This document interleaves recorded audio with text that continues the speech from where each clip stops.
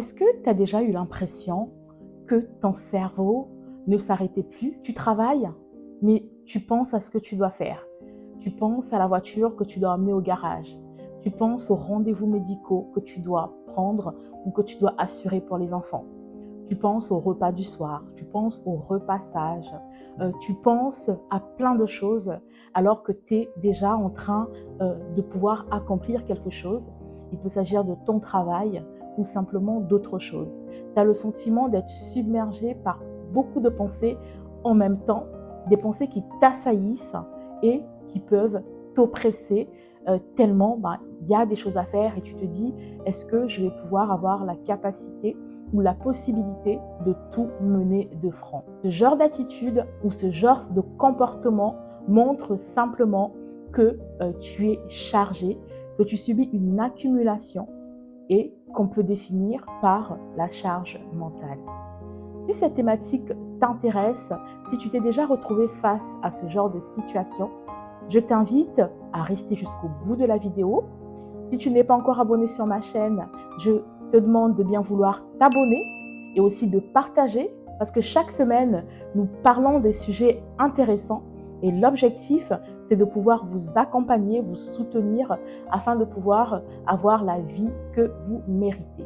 Alors, reste bien jusqu'à la fin de cette vidéo. La charge mentale, qu'est-ce que c'est? Ce n'est pas simplement d'avoir beaucoup de choses à faire, mais c'est le fait d'avoir beaucoup de choses à penser en permanence, de ne pas avoir la possibilité de pouvoir se soulager de toutes ces choses que nous devons faire et qui nous envahissent alors que nous sommes déjà en train d'accomplir une tâche. Imagine-toi en train de travailler et en même temps être assailli de plusieurs pensées comme emmener la voiture chez le garagiste, penser à envoyer un message important, penser à rappeler sa mère ou son père, penser qu'il ne faut pas louper le rendez-vous médical de ce soir à 18h30, penser que tu dois acheter du lait parce que sinon la nuit va être compliquée, penser à toutes ces choses qui sont simplement des petites choses mais qui accumulées ensemble font beaucoup et peuvent faire pression sur vous. Ces pensées qui vous assaillent, qui t'assaillent,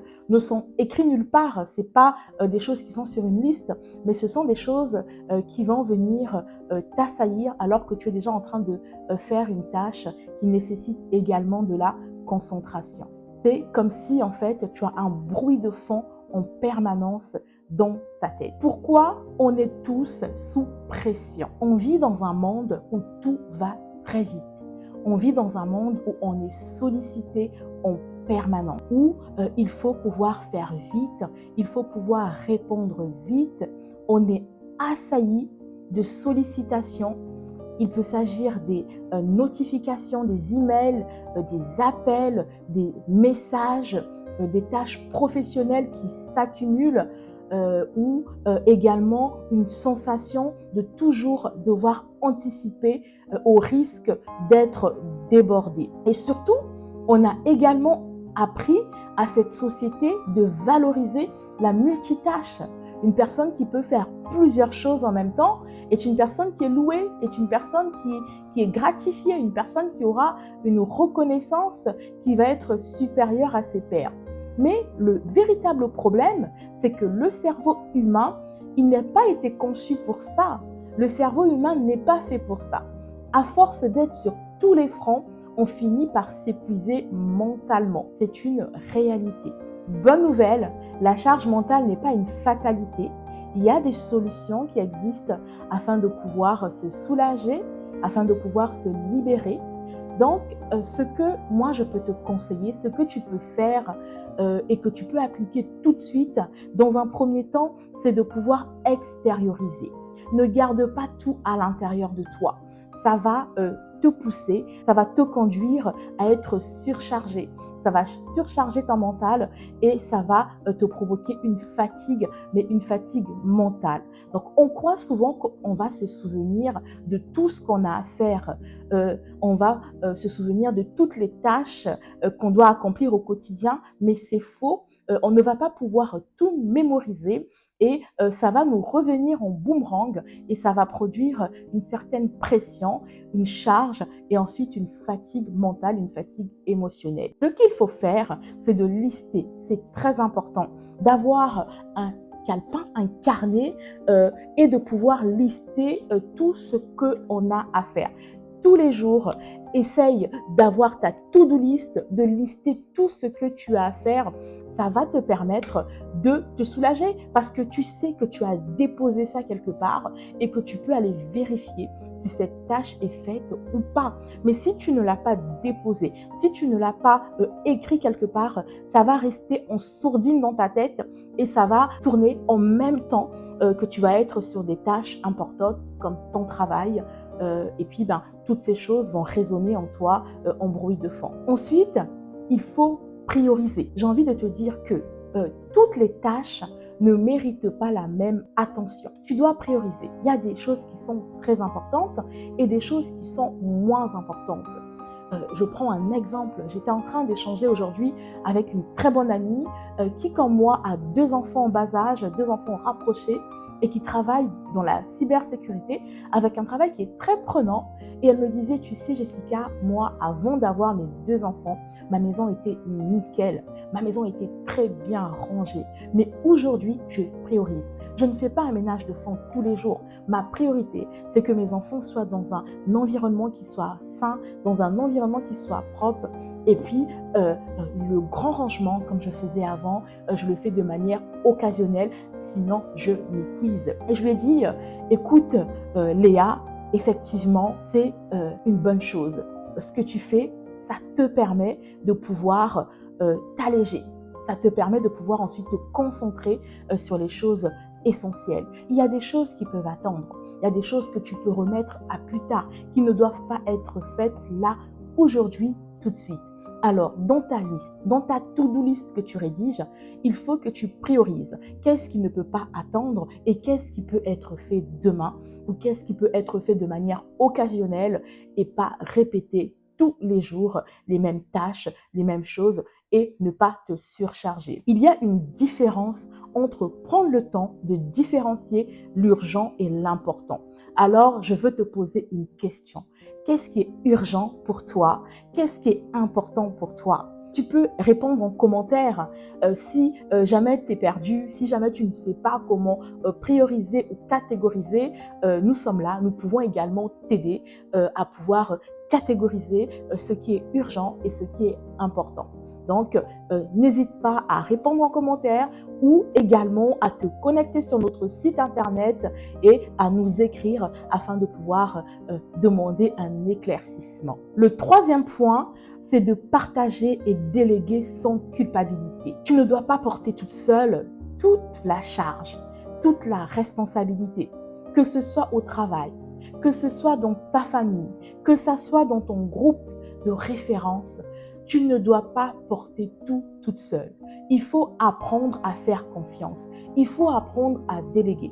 Souvent, j'ai entendu, mais Jessica, quand c'est pas fait par moi, ce n'est pas bien fait. Il faut laisser aussi les autres pouvoir faire. Chacun a une manière de faire qui est différente.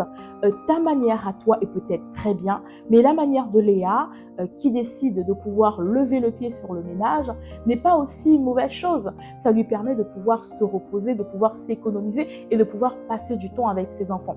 Donc, on n'a pas forcément la meilleure manière de faire les choses. Donc, il ne faut pas hésiter à déléguer certaines tâches à d'autres personnes sans culpabiliser.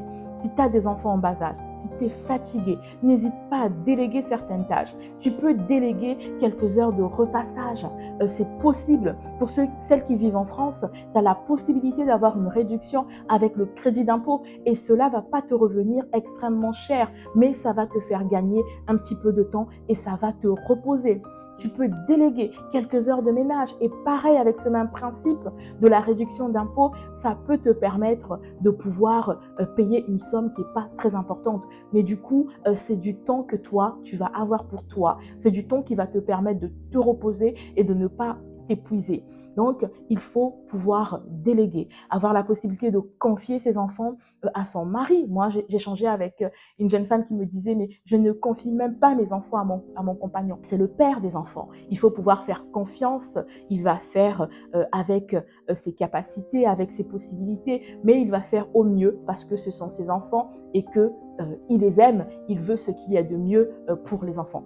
Donc, ce que je veux simplement te dire, c'est d'arrêter de vouloir tout embraser et de faire confiance, de déléguer. Si tu as des personnes dans ton entourage, une famille qui peut t'apporter quelquefois du soutien, eh ben, n'hésite pas. Si tu as la possibilité de pouvoir embaucher une nounou quelques heures dans la semaine afin de pouvoir souffler, n'hésite pas à le faire. Tu ne dois pas porter ta charge toute seule. J'écoutais dernièrement Michelle Obama et quelque chose m'a marqué dans son histoire. Michelle Obama dit que quand son mari a été élu président des États-Unis, elle avait 41 ans et ses enfants étaient très jeunes. Elle avait des enfants qui étaient encore à l'école primaire et même la plus jeune était en dernière année de maternelle. Elle a occupé du coup avec son mari un poste qui nécessitait beaucoup de travail et puis une présence auprès des différentes organisations. Ce qu'elle a fait, elle a dit « je me suis entourée ».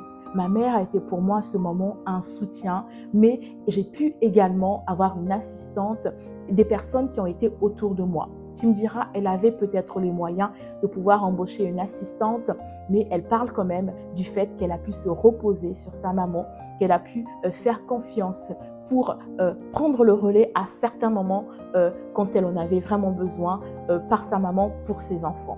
Cette histoire m'a marquée parce que ça montre simplement que pour pouvoir avancer, parce que quand on a une vision, quand on a des objectifs, on doit s'appuyer sur des personnes qui sont autour de nous. Et souvent, il y a des gens qui sont autour de toi, parce que des fois, on refuse de voir ou peut-être on ne fait pas assez confiance. Alors, je te demande d'ouvrir les yeux et de regarder qui autour de toi peut être un soutien, qui autour de toi peut être une aide, qui autour de toi peut être un appui. Le quatrième point, c'est se créer des moments de pause mentale. Il faut faire des vraies pauses. Il ne faut pas simplement tout le temps penser à la liste des choses à faire. Prends le temps de déconnecter. Prends le temps d'aller marcher. Si, peu importe que tu es en bois à côté de chez toi ou pas, prends le temps de marcher. Tu peux marcher une demi-heure, une heure et ne pense à rien quand tu marches. Pense à Dieu. Voilà, si tu es chrétienne comme moi, pense à Dieu. Pense à la bonté du Seigneur. Pense à tout ce qu'il a fait de bon. Sois reconnaissante. Fais des actions de grâce à ce moment-là. Ou simplement imagine-toi au bord de la plage. Imagine-toi en train de vivre un moment exceptionnel ou de revivre un moment qui t'a fait du bien. Ça va te permettre aussi de pouvoir te soulager, de pouvoir te décharger. La charge mentale n'est pas un problème individuel, c'est un problème collectif. Parce qu'on est dans une société où chacun veut vivre maintenant pour soi uniquement et pour sa famille. J'ai envie de te dire aujourd'hui, regarde autour de toi. Peut-être que tu as une amie que tu trouves fatiguée. Peut-être qu'il y a une maman que tu trouves un petit peu triste. Va la voir et demande-lui si tu ne peux pas être une aide ou un soutien pour elle. Ne reste pas seul, mais ne laisse pas aussi les autres autour de toi être seul. Dernièrement, j'ai vécu une expérience très intéressante. Ma fille était malade. Elle a été malade et du coup, elle a connu une période d'hospitalisation. Ça a été très difficile pour moi et pendant cette période, je me suis sentie fragilisée parce que quand on vit des choses qu'on ne maîtrise pas, ça peut nous fragiliser. Et j'avais envie de nettoyer ma maison. J'avais envie de tout ranger, mais je n'avais pas la possibilité, la capacité, ni sur le plan physique parce que j'étais très fatiguée. Et puis sur le plan mental, j'arrivais pas à voir comment je pouvais tout organiser et réorganiser. Et là, j'ai eu l'appel de l'une de mes amies, une amie très proche, et je me suis ouverte. Je lui ai dit, écoute, là, je pense que j'ai besoin d'aide parce que je voudrais que quand ma petite rentrera, que tout soit rangé d'une certaine manière. Voilà, mais je n'y arrive pas, je ne sais pas comment faire. Et puis elle me dira, Jessica, elle-même qui est maman, est une maman avec de jeunes enfants, elle me dira, écoute, je vais confier mes enfants à mon mari et je vais venir. Elle est venue 4 heures à peu près chez moi et ensemble, on a rangé, on a réorganisé la chambre de ma fille, on a réorganisé ma cuisine. Et cette chose qui a été faite par mon amie, qui peut paraître anodine pour toi, m'a apporté beaucoup de réconfort. ça m'a apporté de la joie et ça m'a soulagée parce que je me rajoutais cette pression, déjà la pression d'avoir ma petite pas bien. Je me disais, mais il faut que quand elle vienne, que j'ai réorganisé sa chambre, que j'ai eu le temps de bien ranger. Et là, simplement, en quelques heures, ça avait été fait par mon ami. C'est pour ça que je te conseille de ne pas rester seule.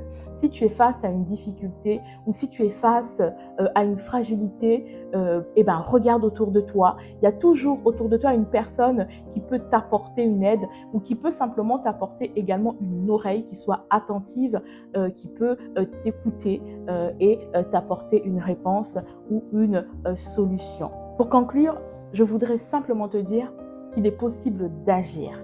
Il est possible d'agir si on met en place des petites choses, si on planifie, si on délègue, si on prend un petit peu de temps pour soi et si on ne reste pas seul, on peut agir et sortir de cet état de fatigue parce que la charge mentale va provoquer de la fatigue, va provoquer de la nervosité, va provoquer de la déprime. Il est possible de pouvoir agir et de sortir de cet état. Si cette vidéo t'a plu, n'hésite pas à t'abonner sur ma chaîne. N'hésite pas également à la partager à tes proches parce que cette thématique peut faire écho auprès d'une autre femme, auprès d'une autre maman. Et surtout, n'oublie pas de t'abonner parce que chaque semaine, nous partageons, nous échangeons sur des points importants qui peuvent également te servir. Alors, n'hésite pas à me dire en commentaire ce que tu as pensé de cette vidéo. Est-ce que tu as des remarques ou est-ce que simplement tu as des questions? N'hésite pas à les mettre en commentaire. Je te dis à très bientôt sur mon plein potentiel.